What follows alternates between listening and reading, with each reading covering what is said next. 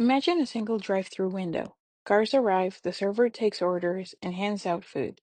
With few cars, each one is served quickly, and completed orders rise as more cars arrive. As the line grows, the window becomes a bottleneck, and the service rate slows down. That's just how the Michaelis-Menten equation works in biochemistry. The Michaelis-Menten equation describes how fast an enzyme makes product depending on substrate concentration.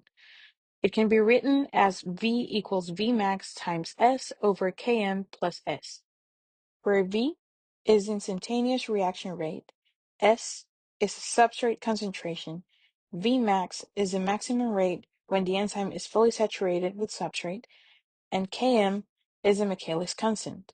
It's a measurement of the enzyme's affinity for the substrate. Km is equal to the substrate concentration at which the enzyme is working at half of its maximum velocity. The formula explains how the substrate concentration affects the reaction rate. If there isn't enough substrate concentration for the enzyme to work on, the reaction proceeds at a relatively slow rate. The rate of the reaction rises with increasing substrate concentration until it reaches a maximum point. After this, the enzyme is already working at its maximum capacity. Therefore, raising the substrate concentration has no effect on the pace of the reaction. The Michaelis constant indicates the substrate concentration at which an enzyme is working at half of its maximum velocity. If Km is low, it means the enzyme has high affinity for the substrate and reaches its maximum point with little substrate. High Km means the enzyme has low affinity for the substrate, which will require more of it to reach its maximum velocity. Many molecules reduce enzyme activity.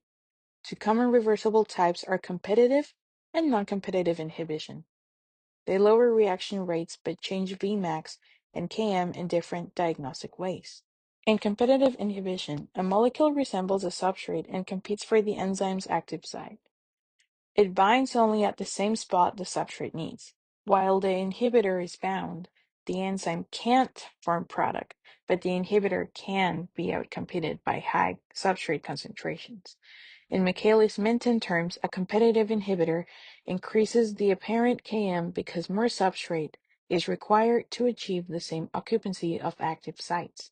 Yet Vmax is unchanged because when substrate is abundant, it can outcompete the inhibitor and the enzyme can still reach its original top rate.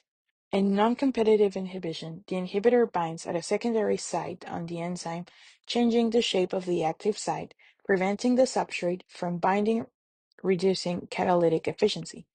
The enzyme becomes less effective at converting bound substrate to product. In Michaelis-Menten terms, non-competitive inhibition lowers Vmax because the catalytic capacity is reduced, while Km remains the same because substrate binding affinity to the active site is not changed relative to the reduced catalytic rate.